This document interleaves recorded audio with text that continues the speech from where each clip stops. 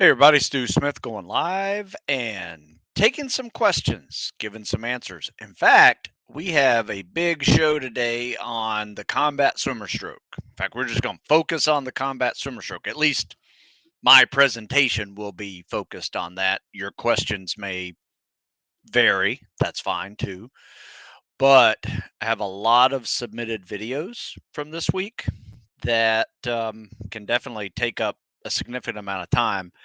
And I actually filmed a guy doing some combat swimmer stroke with fins using a variety of kicks. And one of the reasons why I like to have a variety of methods, especially when you're swimming very long distances, is that you may need something to break up the monotony, but also just change muscle groups a little bit. You can do that by changing sides. You can do that by scissor kicking and gliding with the current. You can do it by flutter kicking constantly against the current, throwing in some dolphin kicks in there. And so we'll go through that a little bit, but primarily, um, you have two times you need to be able to swim the combat swimmer stroke. One is to get a contract. And if you don't pass that 500-yard swim test with some form of underwater recovery stroke, you will not get a contract. Of course, there's pull ups, push ups, and sit ups and a mile-and-a-half run that goes with it. Typically, most people have a do not finish at the end of their swim because either they did not know how to swim, did not know how to do an underwater recovery stroke, or just not in swimming shape, and they're just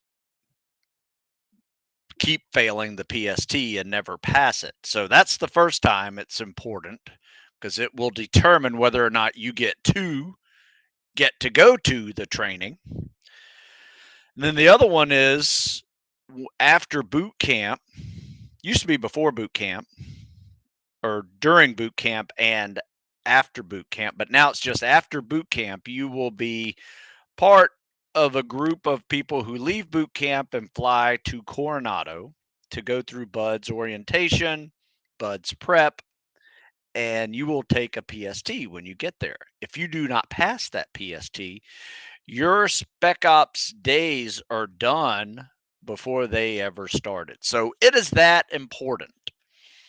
But it should also be an event that is a non-event. You should be able to pass this test even on your worst day.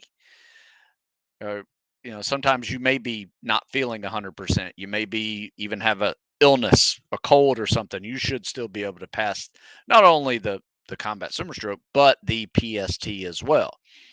So that requires you to be at a level well above the minimums if you want to be successful in this journey. So that's why I preach, well above the minimum standards, even above the competitive standards that you might find on Seal Swick. Those are fine. I think those are great standards for people, but there's nothing wrong with doing better than that. Also,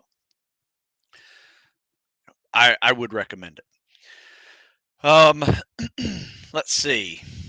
The biggest things I work with, the biggest group of people I work with are non-swimming athletes. So a lot of them come to me who maybe played football, lacrosse, other um, other athletics that are not water involved. Maybe they didn't have a childhood that was even involved water as part of their fun or athletic time. So it starts off teaching people how to swim. Um, and get comfortable in the water. So there's water comfortability, one, because if you're not used to exhaling underwater and turning to breathe without popping up to breathe, it can be a big learning process that's going to take some time for you to really master the smoothness of this combat swimmer stroke. And I don't know if you saw the latest post I put up on Instagram or TikTok. I'll find the TikTok page real quick because this is the perfect CSS. In fact, I think we're going to start off this show with the perfect CSS. Let me back this up just a little bit so you can see this. No kidding. I labeled the description of this video as the perfect CSS does not. Okay, now it does. This is a really good CSS. So I'm going to share this one.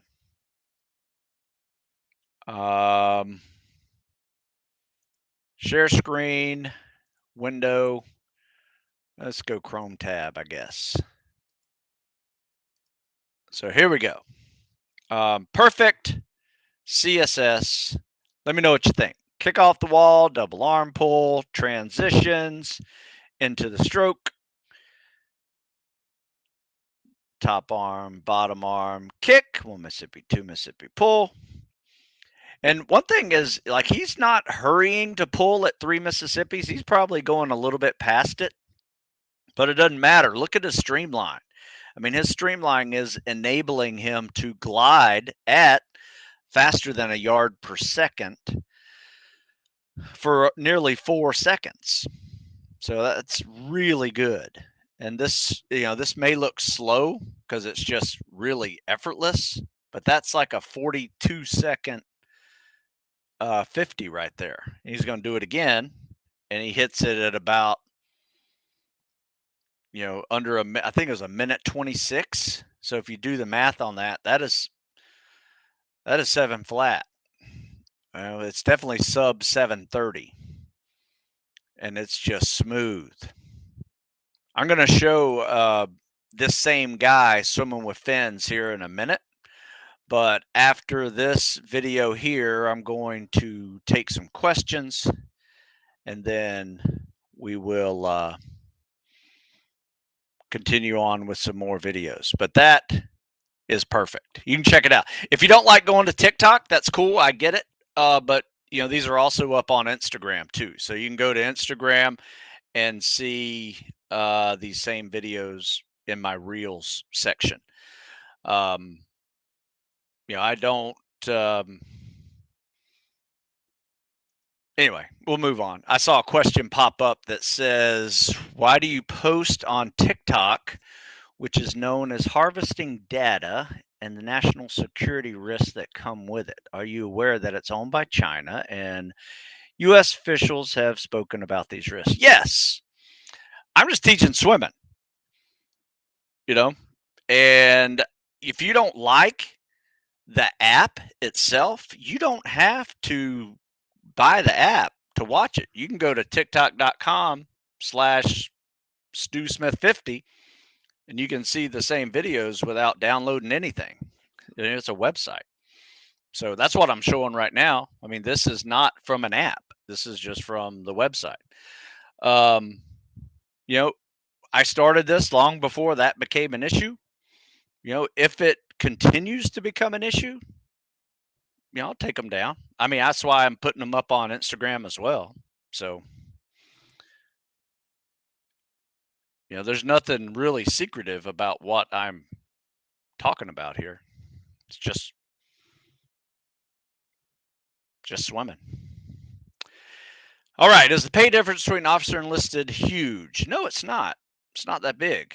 Does the officer only push papers while enlisted operate? No. They do both. They have paperwork to do. Enlisted guys have paperwork to do as well. If the officer position doesn't work out, can you drop to the enlisted? No. Now, here's how it has done in the past. It has gone this way. Like, people, you can resign your commission, but typically not be in the Navy again. So what the guys have done is, I've seen officers either make it through buds, not make it through buds, get out of the training or get out of the Navy, then resign their commission because they're out of the Navy, and they join the Army as enlisted and become a Green Beret. So that's how I've seen it done. I haven't seen anybody go from officer in the Navy to enlisted in the Navy and be able to do that. So, but it's not that huge. In fact, I remember hanging out with some of the guys, looking at our pay slips, and enlisted guys with all the extra pays that they get, because the officers don't get all the extra hazardous duty pay, dive pay, jump pay. I mean, they get some of those, but they don't get as many as the enlisted guys. And with that, and then variable housing allowance and things like that, it was very similar. So it's not nothing.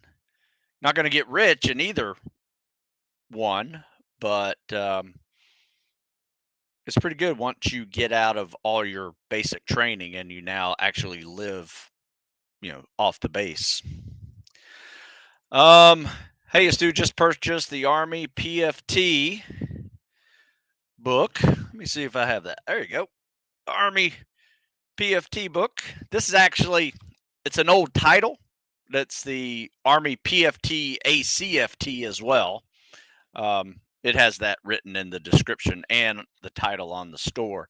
So PFT is kind of old school. They still use it though in some places, primarily for recruits. And then once you get into the Army, you're going to do the ACFT, and Ruck, which is what this one's all about. So enjoy it. Let me know how you do. How many deployments have you been on while being an officer? I was only in for 8 years, and I did one deployment, and then I went to the Naval Academy as a pre-buds instructor. So I did not have a highly operational time back in the 90s, before 9/11. It was a different time back then. So, I mean, don't get me wrong. I mean, that was an actual deployment into the Med, working with other countries, doing some fun stuff. However, just being gone, even though you're not deployed on a deployment, the pre-deployment workup travel, you're gone just as much, if not more. So my first year of being in the teams, once I was in a platoon, I was gone 9 months. My second year with the deployment, I was gone 9 months. And it was pretty similar to that level of travel and training. It's gotten a little better now because they've built some more infrastructure around the team, so you don't have to travel as far to get some of this training done, and they'll bring in the trainers for you. So that's gotten a little better, which is good. They needed to do that, because I mean, it was burning people out back in the 90s just because you were traveling so much and never home, with training. But it's gotten a lot better with that now. Now, and of course from 9/11 until just last year, they were doing combat deployments, which are a lot different, than the deployments I went on. When I'm using fins, should I emphasize my hips twisting back and forth, or use my upper legs not bending the knee too much? You know what? Let's move on and show some options for that, because it is hips where people screw up as they start bending the knees too much. It looks like they're riding a bicycle. You don't want to do that. So let me find the guy with swimming with fins video. All right, here we go. And I will share this window. You guys can see that. All right, so notice what he does when he gets off the wall, because it is real awkward kicking with these jet fins or rocket fins off the wall. So you kind of kick flat-footed and you almost go nowhere. Watch this. But then to build up some momentum, you throw in some dolphin kicks. Just stay underwater, do some dolphin kicks, and then you start your flutters. Top arm, bottom arm, kick. Now, what he's doing here looks like more of a scissor kick with little flutter kicks in there. Nothing wrong with that. I think this is a great way to do it when you're traveling with the current. However, when you're traveling against the current, a constant flutter kick's a little bit better. So you're going to see different methods here. And you notice when he does a scissor kick, that top leg goes out a little bit, so it does have some knee bend to it. You don't have to bend it that much, but it's still working for him. I mean, he's swimming 42-second 50s here, which is about as good as you're going to get with a pair of fins on in a pool. Now, notice what he's doing here. He's got a little scissor kick with a dolphin kick in between. He's just testing out something. That's a little peak drill that he's working on too. Some guys, whenever you come up to see if you're swimming straight, you can look up like you're doing a breaststroke, or you can, lean back a little bit more every fifth or sixth stroke and see if you're swimming straight. So I'm not a big fan of this dolphin kick. However, I've done it before. Maybe I had a weird knee that was bothered me and it hurt to do a backwards kick, so I just did some dolphin kicks. So there's a reason to have multiple kick options, in your arsenal, just in case. One, you get tired of the same old kicks, get tired of the same old sides, so you got to switch sides, change kicks a little bit. I personally like this one, especially when you're swimming against current. If you notice, all he's doing here is just a constant flutter kick. And I would say probably most of your swims will be this constant flutter kick. And he's bending the knees just a little bit too much for my liking. But, he is still trying to get used to these bigger fins. I can't remember what he does on this last one, but he's changing it up every 50 for me to just take a look at what he's doing. Yeah, I think this one, I like this one too. He's got a little scissor kick mixed in with flutter kicks, and notice those flutter kicks are a lot smaller. There's not a lot of knee bending in it. It's definitely from the hips. So I'm a big fan of, I personally like this one, scissor kick with little flutter kicks, but I also like the constant flutter kicks. In fact, on my strong side, I will tend to go scissor kick, little flutter kicks, but on my weak side, I will go constant flutter kicks. It just feels better for me. So then I use that as a strategy when I'm swimming against the current. I'm going constant flutter kicks. When I'm swimming with the current, I am doing a nice kick and just kind of hold the glide a little bit and just let the current take you. It's a great way to save some energy. But you don't want to get that wrong, because if you do that wrong, you're probably going to be not gliding at all. If you're trying to do that to get through the current, it's sometimes, if it's a 1 knot current or more, it's really hard to power through that without the constant flutter kicks. So you got to get in shape to be able to do that. You got to get your ankles mobile so you can handle the torque that is getting put on your ankles. So it takes some time. I typically tell people it's going to take you a good 4 to 6 weeks of swimming with fins 2 to 3 times a week in order to not feel pain in your feet and ankles when you swim. So how was that for an answer of when I swim with fins? Let me know if that answered it or not. Okay, so the running test that I have is 8 kilometers and 11-kilogram backpack and boots and pants. What's the best way to train for it? Good score is around 40 minutes. 8 kilometers with 11-kilogram backpack. So I'd say that's probably like a 25-pound ruck with what's that? Almost 5 miles, so 4 miles, maybe 4.5 miles. Yeah, that's a good pace for, damn, that's a really good pace for 4 miles, because that's a 10-minute mile, which means you're not walking. You need to work on that pace that's going to get you. Um, and I'm sorry, I don't really know the perfect conversions for it, but 1,600 meters in less than 10 minutes is the goal pace you need. So if you back that down to quarter miles, that's going to be just less than 2 minutes. And your 800 meters, quarter miles are 400 meters, and your 800 meters are going to be um,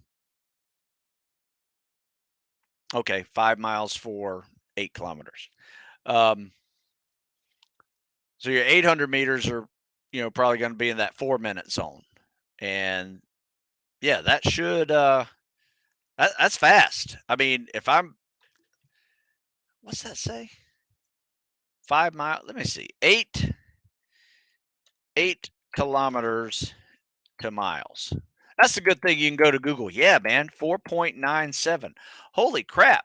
Yeah, now you're talking about an 8 minute mile pace instead of a 10-minute mile pace.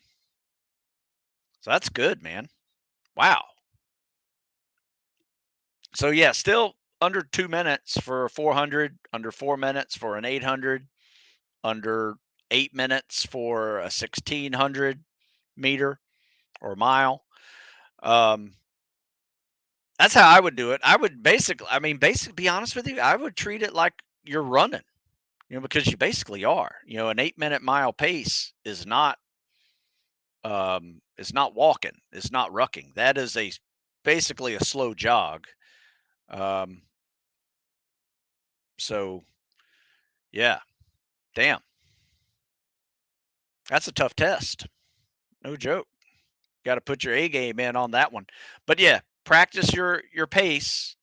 And what I would suggest is, instead of making that test, making that ruck, because basically you're rucking with 25 extra pounds, which isn't too much, but it's enough.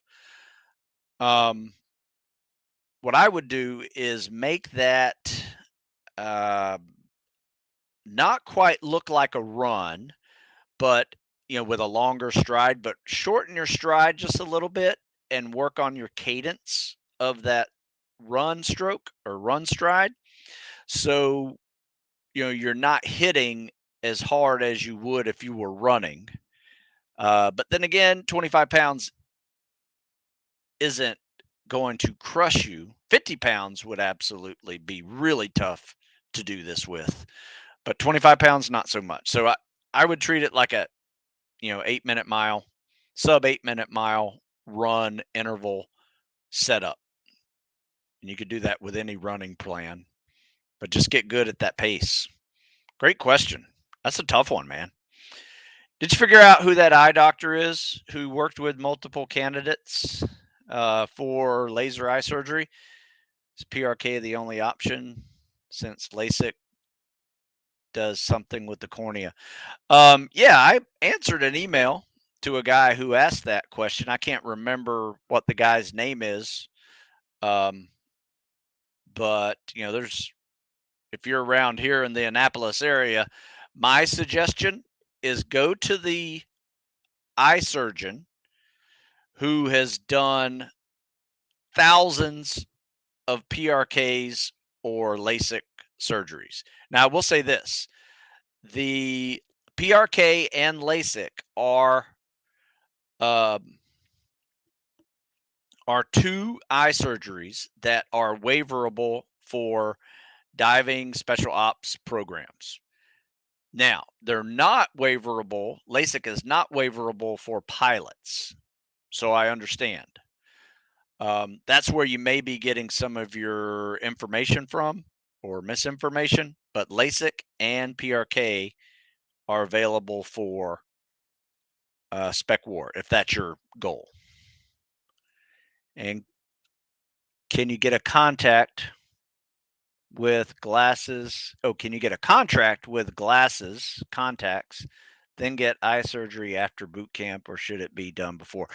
I tell you what, do not fall for the, yeah, you can get eye surgery after boot camp. because it doesn't work like that. You'll be in the Navy for 2 years before you get eye surgery, right? You're going to have to do this on your own, right? Unless you want to be in the Navy for a couple of years and then try to go to buds after you get surgery. I will tell you this right now, the people who've done that against my wishes have or against my advice have texted me back and said, "Yep, you're right. I'm not going to buds for 3 years because I got to finish this tour and I got to wait as a non can't remember how they put it, but it was non like higher level of need to get LASIK surgery, like they're or PRK surgery. You know, they're doing it for active duty SEALs or other spec ops guys or pilots, things like that, versus, a dental tech looking to go to buds. So, yeah, don't fall for that one. And here's the problem. You go in and let's say you go in 2023, right? With that goal of getting an eye surgery, right? And then you find out you're not getting an eye surgery until 2025. So you're in the Navy doing a job that you probably didn't really want to do in the first place for 2 years.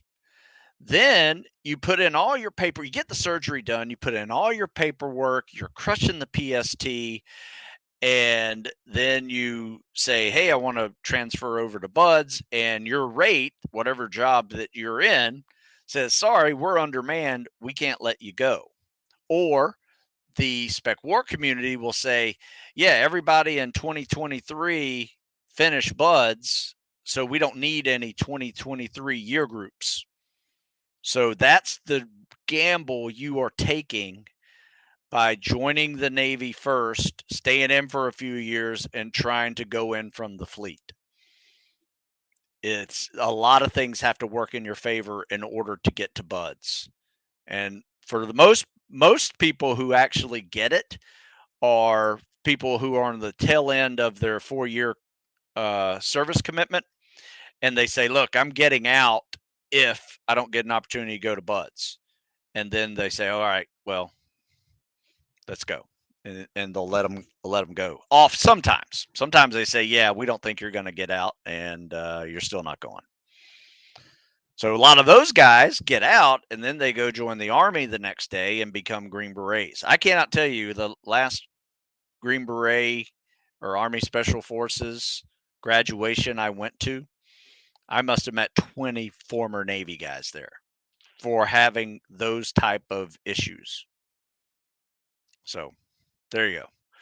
What was my best PST times? I did okay, but I'd be honest with you, I did really well when I was like 25 post buds, and I got my swim down to in the like 730 range. I got my run down to like the 815, somewhere around there, and then 100 plus pull ups, PST scores. So when I was a student, I think the fastest swim I got was like an 845, as before I went to buds. And then my fastest run was like a 915. So, you know, that was when I was 20. So 5 years later, I was in much better shape. So that's why I tell people, don't be in a hurry to go to buds when you're 18, 19, 20 years old, just because, you're probably going to get in better shape as you get older, as long as you're crushing some good workouts. Can you find out if there's a certain doctor to fix a certain eye that is worse? Can I find out or can you find out? I mean, I would find out the same way you did or will, is I would go to Google, or I would ask people who um, have had eye surgeries and ask them where they went. But I mean, there are people around here that get eye surgery every year, and I have asked them and I've given some names. I just don't remember those names. If I were to look at some old emails, I will remember the names, but find the guy that's done 10,000 eye surgeries in his career or her career. Thank you. That's the fitness test that we do in the whole French army. And before that, we even do a 15-meter in 7:30 to be competitive. Damn. 1,500-meter in 7:30. Wow. That's good. That's a good mile run. Are your new periodization workout books better than the older version? You know what? I can't say they're better or worse. They're just different and new. I will say this: there is a so these are my new ones: fall, winter, and spring.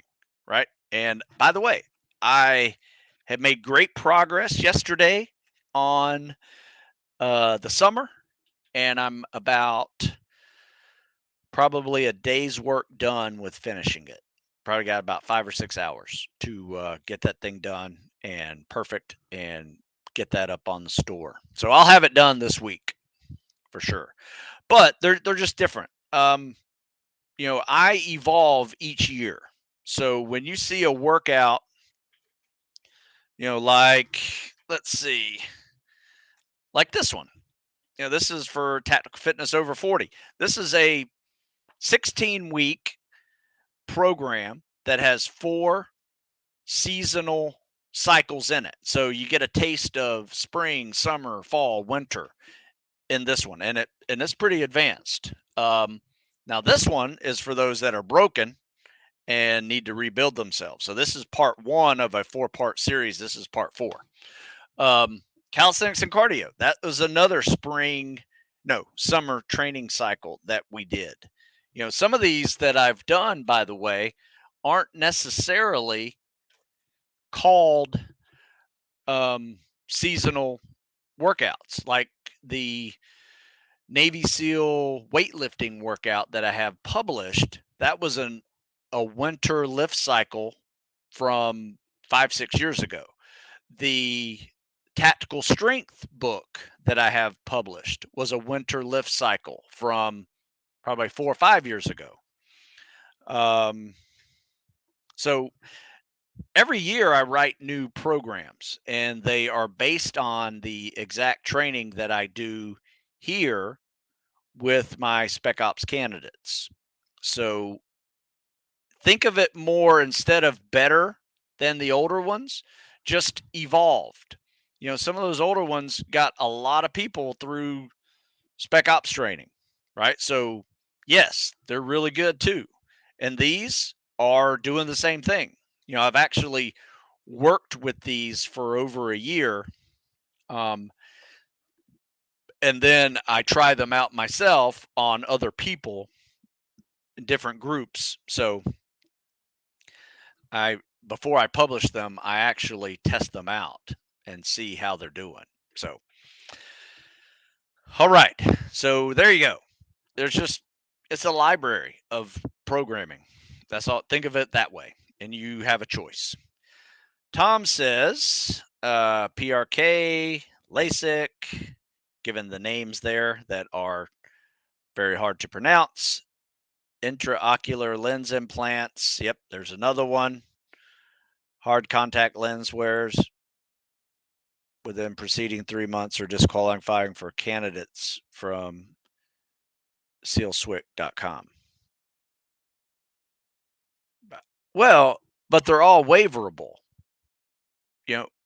I'm not sure what you're saying. PRK and LASIK are waiverable to go to buds, but you can't wear contact lenses or glasses and go through buds. So, Tom, I'm not sure what you're trying to say there.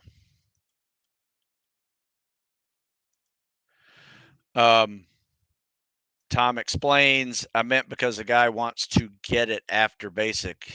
He has to have 3 months. Yeah, but even then, it's not 3 months. 3 months would be time flying. It's usually 2 to 3 years before you're going to see a surgery. Um, does requesting to go to SDV when working on an SO contract make it more likely to? No. You got to make it through buds and SQT before you start acting like you want to be at a SEAL team or SDV team. No one cares. A lot of people want to go to SDVs right now. I'm not sure where you're getting your information. They're the only game in town right now. Right? They are doing some secret squirrel stuff that no one's talking about. So if I was at SDV, I'd be saying the same thing too. Yeah, you don't want to come here. No, they are getting it done over there.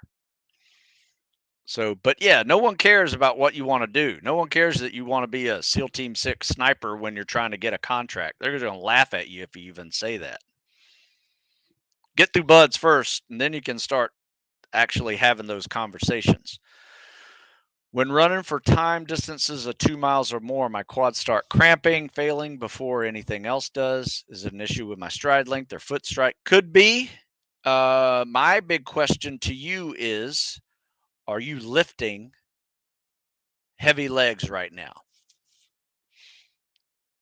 Are you coming from a strength background?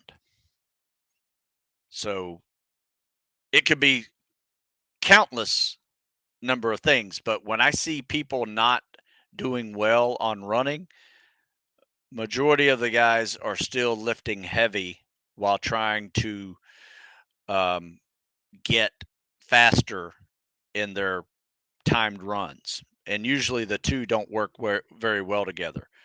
To see improvement in either, you really can't be doing both with goals to improve. So my recommendation is to try to maintain one, but work on improving the other. And some people have to drop the weights altogether depending on their athletic history. And just focus on calisthenics, squats and lunges, and work on more muscle stamina versus pure strength. So could be a water issue, could be electrolyte issue, could be that your technique on running is not good. But I doubt you need to focus on quad strength. I mean, you can still focus on quad strength and muscle stamina with basic calisthenics and squats. In fact, Bubba says, in fact, he has. I think I need to drop lower body training in the gym. Yeah, you can't get good at both at the same time.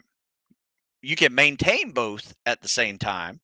And that's what a lot of advanced athletes do. When you see a lot of these hybrid guys that are, you know, flirting around with a lot of running and swimming and heavy lifting all in the same program, that's great. You can do that.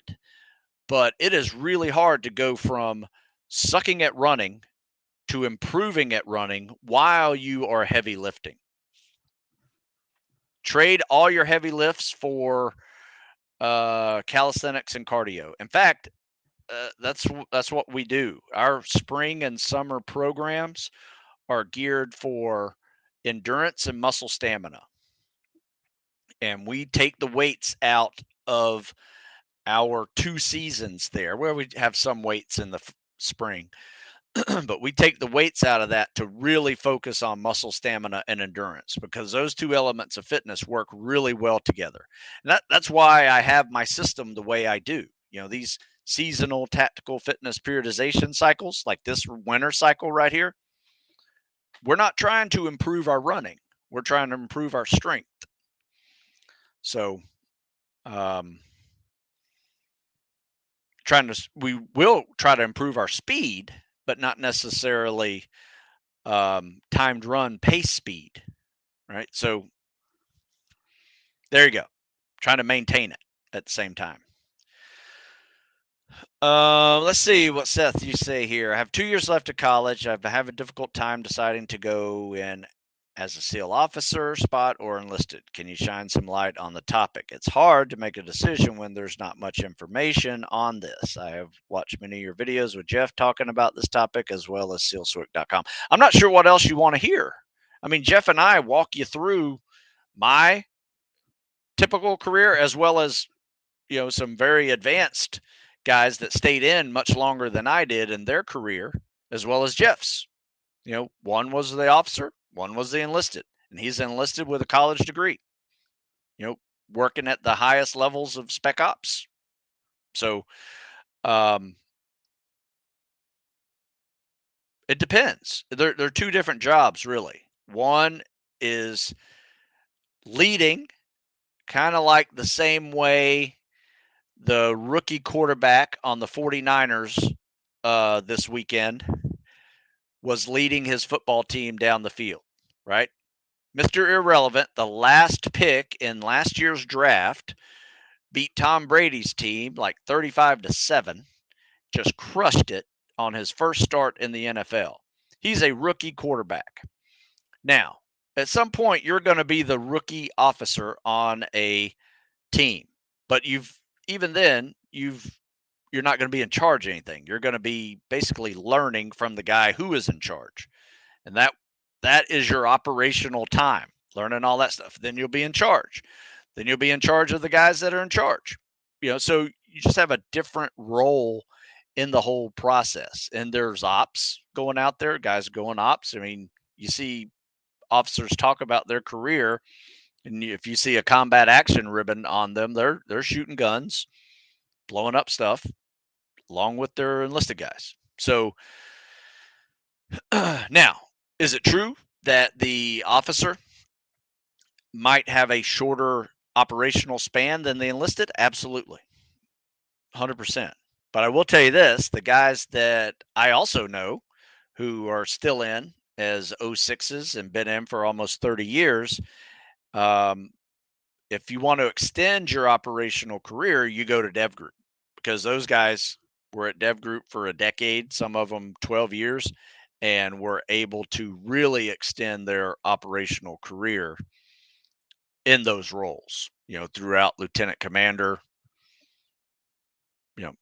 all that, which, I mean, if you do the math, that's going to take you about 14, 15 years in the Navy to get up to that high. And be honest with you, by the time you're in your mid 30s, it's a younger man's job, right? There are some older enlisted guys that are still getting after it and still in leadership positions as well and still operating. But it is typically a younger man's job. And at some point, you're going to have to make a decision on, wow, do I keep operating, or do I actually have a regular life that involves a family and kids? Doesn't mean you have to get out, just means that you may pick a different job that's going to be less operational, less travel. You got to have balance in your life. Maybe you're 20 years old right now, probably don't see that as happening, but it is important. So but yeah, check out more of those videos. Jeff and I talk about it quite often. Difference between officer and enlisted. I've written an article about it too. Had a phone call, but I caught myself up. That answered what I was guarding with fins. Yeah, no problem. I think I have been emphasizing abdominal twist more than hip flex. I got you. Yeah, you don't want to twist too much. It's probably going to weaken your kick when you twist too much. In fact, let's show another CSS.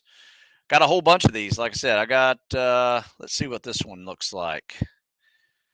I may even have to save some of these till next week, depending on how many more questions you guys ask. All right, so we kick off the wall. Good dolphin kick, double arm pull. Probably can tuck your chin in a little bit. I mean, these are really minor critiques here. Good recovery, top arm, bottom arm, kick, hold the glide. Got a little bit of a second kick in there. Wouldn't even call it much of a kick. It tends to be a movement of your legs that goes with your arm. Very common. Wouldn't even classify it as much of as a waste of energy. as a constant flutter kick would be. I would call that more of a, just like when you swim freestyle, you have a little extra kick. No, that looks good. I think here, if you look coming back, I think this is his weak side coming back. Both sides look really good, by the way. I can't tell. I can barely tell the difference, which is your strong and weak side. So top arm, bottom arm, kick, 1 Mississippi, 2 Mississippi, pull. Good timing. Let me see something here. Top arm. So yeah, so something I like to do is, if you notice with that top arm, when that top arm's all the way pulled, I like to have my face out of the water already. Like, it's close, but it will be a lot smoother when you have your face out of the water with that top arm. And then all you have to do is inhale with the bottom arm pull versus popping up and inhaling, which a lot of people do because they want to try to get that breath in there real quick. You don't pop up, so it's not that big a deal. But just for timing's sake, try to turn your head with that top arm. So when that arm pulls, whoop, you just think you got a string tied to your nose and your hand. When it goes past you, it's turning, it's out of the water, and you're using the bottom arm to go along with that. Let's see. What age would be on the higher end of someone heading to buds? Contracted. Well, I mean, the age limit is from 17 to 29. And there are also age waivers, but those are really hard to get. So I would say on the higher end, 28, 29 would be on the higher end of that. I've seen guys get contracted like that all the time. Even seen guys get age waivers and go in at 32, crush it. In fact, one of my friends who is a retired SEAL finished buds at 38. So there are waivers available. All right, let's see what this one looks like. You know what? I showed that last week. That I remember. All right, so let's show this. Move this. Show this one. Not sure if I showed this one last week or not. It's kind of all in the same pile. Double arm pull. Keep your chin tucked. Top arm, bottom arm, kick. That's good. Recovery and everything. Notice that top arm though. When that top arm goes, like, I like to have, like, he's still exhaling here. Nothing wrong with that, but you may find the timing of the stroke just be a little more fluid with that minor correction of having your face out of the water right there versus having to throw that little extra little kick in there. Notice, see how you got to throw that little extra kick in there and then push down to come up to breathe? It's kind of a waste of a stroke. Work on that turnaround. Got the sun coming in hard. Top arm, bottom arm, kick, 1 Mississippi, 2. Yeah, you could glide a little longer. 1 Mississippi, 2 Mississippi, pull.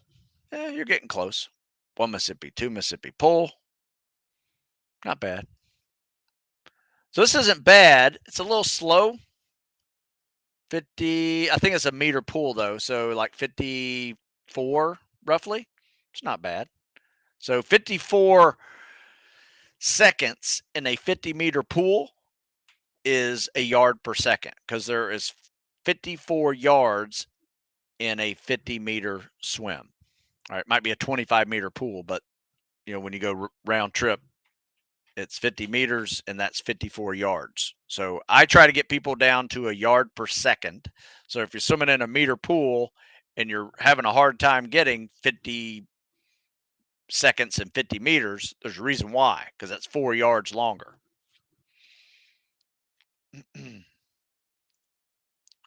Let's see. What do you think are strength requirements for bench press, squat, weighted pull-ups? I actually have that there, Marcus. You can Google it because I have an assessment tool to get to and through selection. Check this out. I'm putting an article in the comment section. Oh, thought I froze on you. I put an article in the comment section there. And for bench press, my recommendations is body weight bench weight for max reps. And can you do 15 plus? That's kind of my goal. I will settle for double digits, but 15 plus is better. My goal at 200 is to do it 15 to 20 times. Squat, 1.5 to 2 times your body weight for 5 reps. Deadlift, same thing. And weighted pull-ups, 20 pounds for double digits. 15 plus is better. So, Alex, great question. Is the seasonal tactical fitness periodization series a good program for an active operator? Yes. However, there may be some things that operator may not need. You may not need the high volume of running that is in the summer training program. Maybe cut that in half. May not need the daily swimming workouts. Might want to cut that in. Every other day be swimming. Um, may not have time to do these workouts. These workouts are the way I design them, they're pre-active duty. So they're pre-selection style programs. However, the system is ideal for the operator. What I mean by that is to have a system that cycles you through the year where you don't neglect any element of fitness. So you're working strength and power, speed, agility. You're also working muscle stamina and endurance, flexibility, mobility. You're really working hard to master your recovery and stress mitigation. So the picture's a little bit different for the active duty operator that doesn't need to go through a selection again versus the pre-active duty operator that is preparing for a selection. So you can use the system in multiple different phases of tactical fitness, but the programming would be different. So, in fact, I created this system while an operator in the late 90s because I was tired and broken and burned out from running 40, 50 miles a week, from lifting year round, from doing high rep calisthenics year round. And by 30, I was legitimately broken and just lots of overuse injuries, which took me a couple of years to really rebuild myself using this system to do that. And the thing that saved me the most was dropping my running down in the winter and just lifting. And I went back to some of my basic powerlifting, bodybuilding style workouts that I first started when I was a teenager. Um, Joe Weider books and Arnold Schwarzenegger's and, powerlifting team and football level training. Um, it took me a while. So I kind of created this hypertrophy cycle, went into a strength cycle, hardly ran, mostly did non impact stuff over the winter. And then I came around and built myself up versus jump right back into 30, 40 miles a week. It took me all the way till almost the end of summer to get back up to 25, 30 miles. And I did that with no injury, but it took some time. So that's a long answer to your question, but there's 20 years of history behind it. So I come at this system as a way to really help active duty operators, retired operators, as well as aspiring operators to manage all the elements of fitness in a periodization model because if you look up the word periodization, it's basically a budget. And if you think about the year as your year that you're going to budget your fitness, your workout of this day needs to fit into your annual budget of training goals. Where I think a lot of people screw up is they have a workout of the day that has no real is not really part of a system that is going to enable you to address all the elements of fitness, address your weaknesses so they don't become weaknesses again. They become more of a sub strength, and then you maintain your strength so those don't become weaknesses. That's the whole thing behind seasonal tactical fitness periodization. And here's the cool thing about it: you don't have to buy any of my programs to do that system. If you have a lift cycle you like to do, great, do it in the winter. If you have a calisthenics and cardio cycle you like to do, great, do it in the spring and summer. And you'll notice a huge difference in how that process affects your overall training and your overall ability to improve quicker in those elements of fitness when you're not trying to do all of them at the same time. So, great question. I have some rocket fins and the correct boots, and I swim in my lake to build the new muscles being used. I have 50-meter marked on land. I typically do 40 to 600 flutter kicks, or 400 to 600 flutter kicks with my version of the CSS. Yeah, you don't want to do that.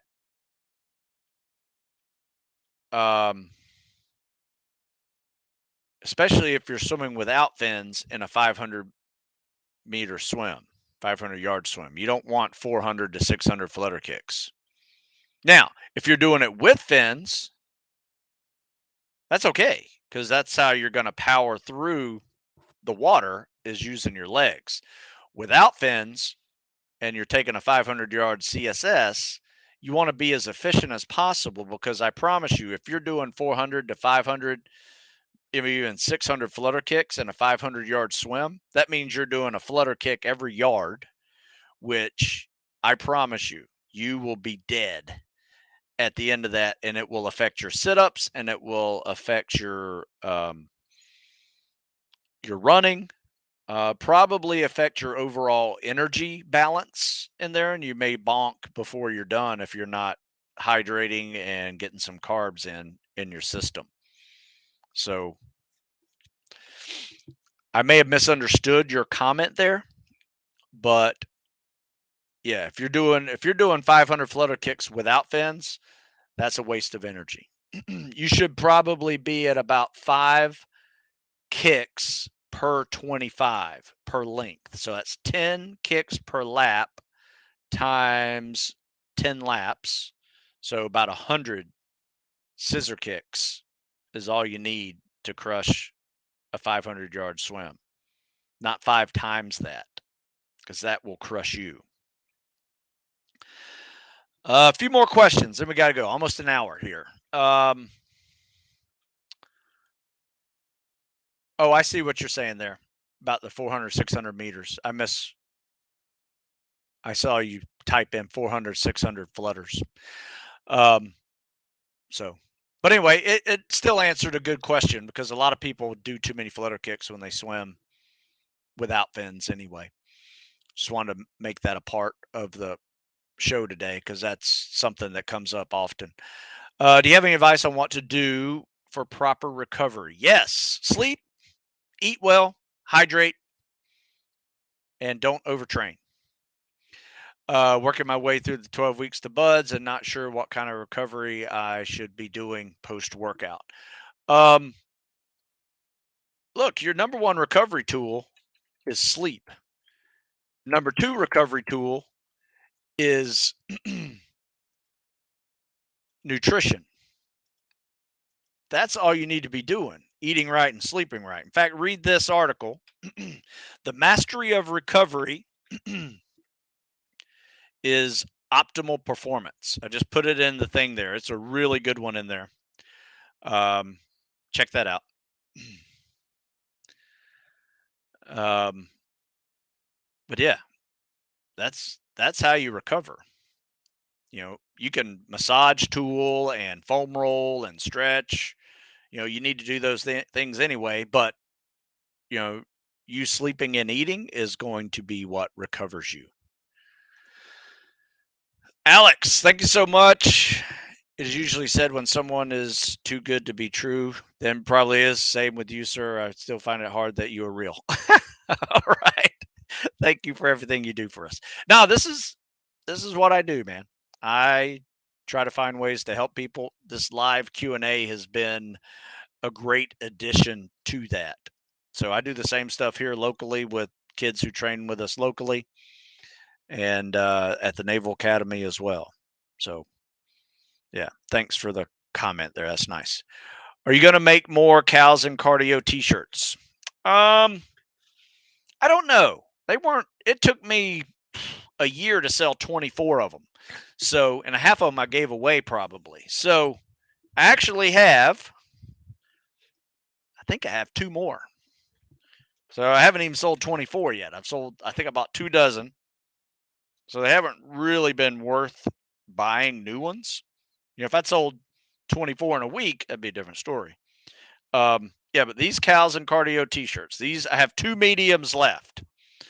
So, Richard, since you asked, what size are you? Because I got 2 mediums left. At this point, I don't see me making new ones. Unless for some reason somebody really wants them.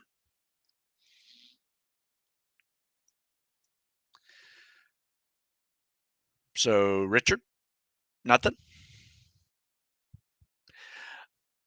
While Richard answers that question, I'm going to start the closing of this and say here at the low banner here, if I missed your question, I don't think I did, but email me, stu@stewsmith.com. Happy to answer it one-on-one with an email. If you don't feel like posting it on a public forum, that's great too. Same for your CSS videos. You can email me, stu@stewsmith.com, or DM me on Instagram. Happy to get those critiqued for you as well. So Richard says, generally a large, but sometimes a medium. Yeah, type of material this is. It's pretty nice. I mean, they're very comfortable shirts, but it would probably be a little snug on you. If are you 200 pounds? If you're 200 pounds, it would be snug on you. Someone's about to become a medium. Because I'm 200 pounds, the mediums are tight, a little too tight for my liking. The larges are snug but not tight. So, dang, Richard dropped from 290 to 200. You know what, Richard? Send me an email, stu@stewsmith.com, and I will send you a medium as something to continue to grow into or lose weight into. And if it fits you, that's great. If it doesn't, you can give it away to someone else. I'll send it to you for free, but that deserves a free gift going from 290 to 200 and all from Cows and Cardio. Well, I tell you, system works, man. System works. Yeah, email me your shipping address. I'll mail this to you today.